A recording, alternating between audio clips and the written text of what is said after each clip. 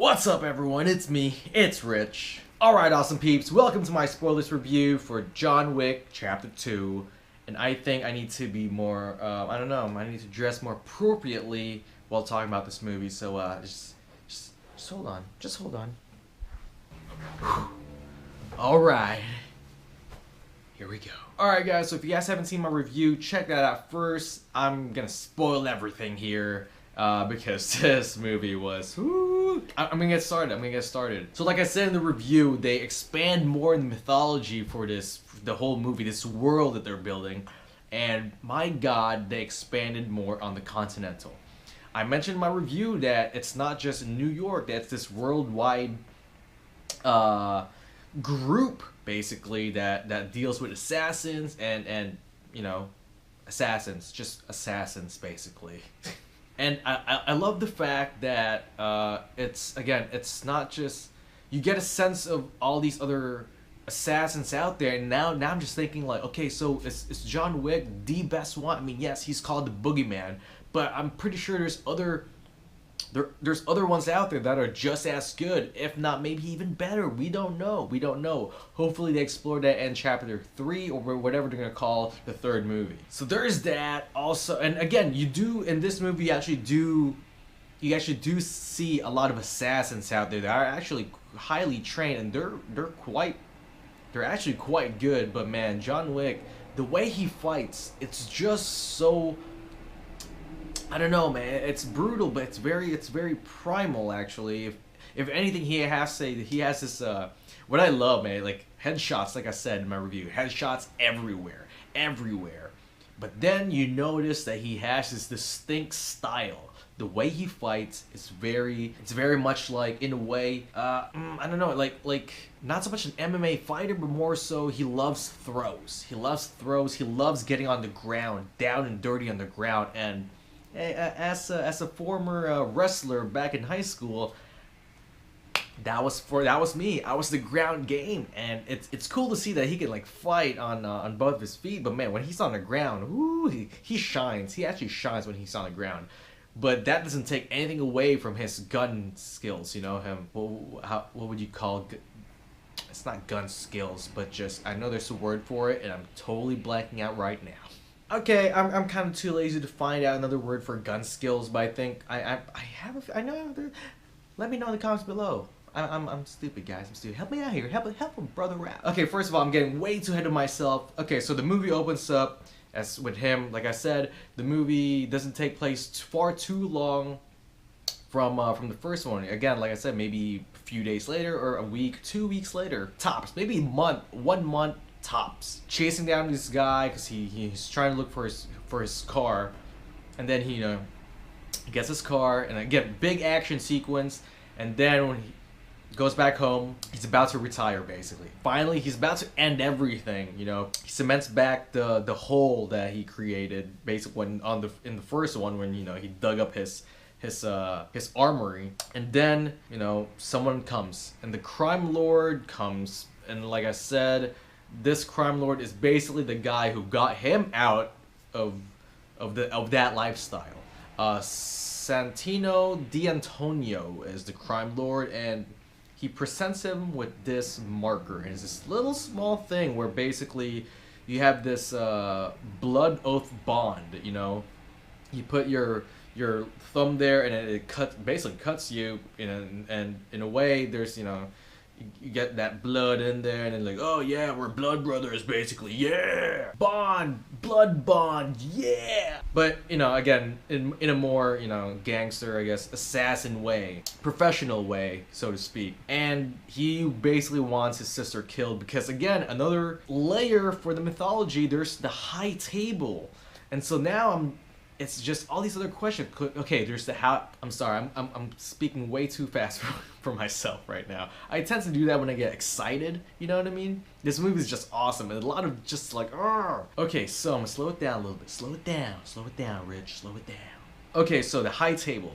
There's a high table of just a group of I believe like crime lords that are like the top crime lords, I guess, in the whole world. And again, the Continental, it's this own thing where it's I don't want to say it's business, but it's a club where, you know, all these assassins cannot fight, and you have to respect each other's, not just privacy, but each other's space. And again, and that in and of itself has rules also. And so, you know, the crime lord that got John Wick out of the game because, you know, he wanted to marry his wife, his late wife, he presented him with that marker. And here's the thing, with that marker, you cannot refuse.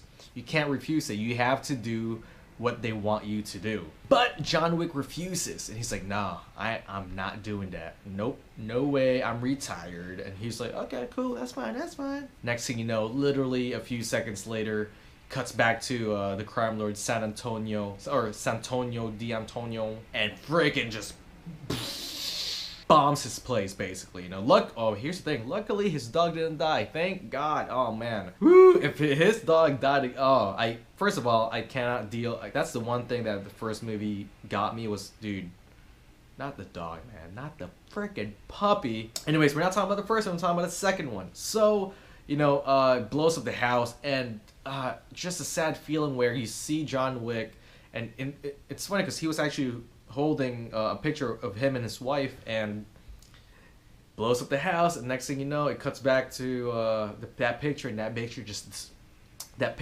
dissolves because of the fire.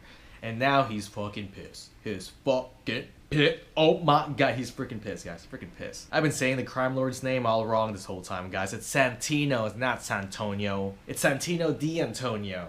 There we go. There we go. Okay, so Santino, he finds Santino again and tells him, you know what, hey, let me do this, and after this, I'm out, okay?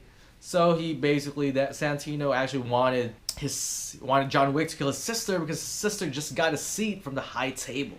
And so that was his goal, right? He wanted a seat from the high table, and he didn't want to kill his sister because that's his sister, and so he wanted John Wick to do it. And since he has connection to John Wick, because he was the one who freaking got John Wick out of the game, he was like, I'm gonna take advantage of that. So stuff happens. So John Wick finally goes with his sister, kills his sister, and actually there's this awesome scene, and the sister's right hand guy is Common. And Common knocks it out of the park with this one, guys. And also the action sequence, like I said, they exponentially better, skyrocketed from first one to second one.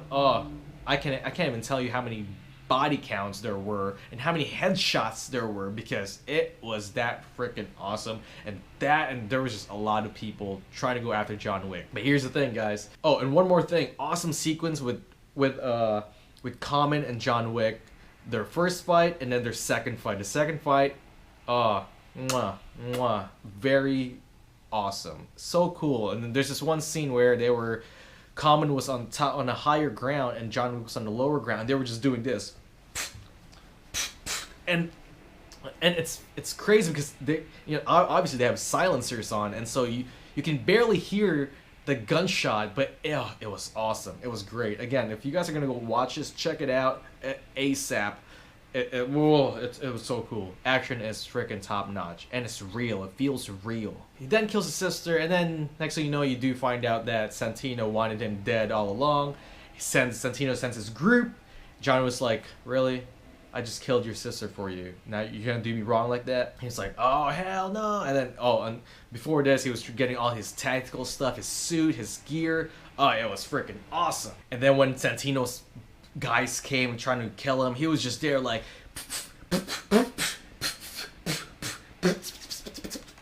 it was crazy. It was crazy. It was awesome. Yeah, I have this is my dad's. This is supposed to be a fire thing, but there's no fire.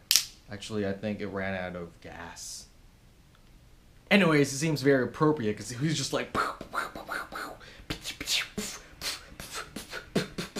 it was so cool, guys. It was so cool. Again, like I said, action, top notch, top notch. Okay, I'm gonna fast forward a little bit because I'm getting way too caught up in just talking about every single detail. But basically, it gets to the point where Santino orders or opens John Wick's contract, and then now it's $7 million for anyone who kills him. And then nobody kills him, and then here's the thing, guys, John Wick kills Santino in the Continental itself. And you know how there's no rules where you can't fight another assassin, or you can't do any of your work when you're in continental grounds, and he broke that rule. And then now at the end of the movie, basically John Wick has 1 hour to live because everyone there is going to kill him. And the open contract, I believe it rose up to like double the amount or more than double the amount. I'm forgetting, but oh gosh, let me tell, it was insane. Also, I'm forgetting right now, when he was getting hunted down, when Santino opened up the contract, he was getting hunted down by all these assassins from basically not so much around the world, but all these different races, right? But all these other different assassins around New York. And when that happened, you know, he was trying to get away, but there's so many assassins out there, which is pretty crazy and awesome. He seeks the help of Lawrence Fishburne, who again in this role he was good. He was really good for what he had. But basically, Lawrence Fishburne's character is this guy who has ears and eyes everywhere. He's that character. It's like he has like doves with like little trackers, you know, with little chips, I believe, like where you can, you know, basically like track the doves track the doves to see where they're going and stuff. But oh gosh, it was great. And also on top of that, you know, they had that little feud before, and John Wick pretty much let him live. But yeah, so he got the help of Lawrence Fishburne's character, but very little help, very little help. But after that, again, all the action sequences that happen throughout the movie, awesome, guys. Freaking awesome. Again, and finally when he kills Santino in the Continental, that's when, you know, that's when his contract became, oh, there we go, I remember now, excommunicado, I believe is what the word is. And basically now he's like, I feel like it's like, hey, just kill him.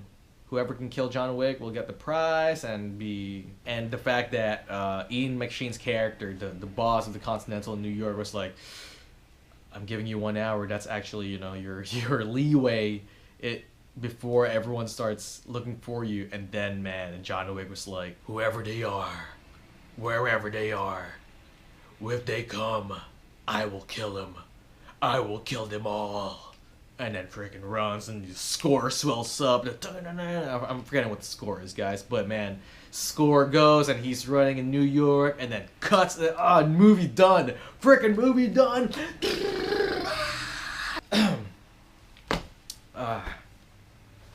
So yeah, John Wick Chapter 2. Awesome movie, guys. Check it out. And that is it for me. I am Rich. And I am out. Thank you guys for watching. As always, please like, subscribe, and share. Thank you so much. Thank you so much. Alright, that's it, folks. I'm Rich, and I'm out. Stay awesome, my friends. Bye.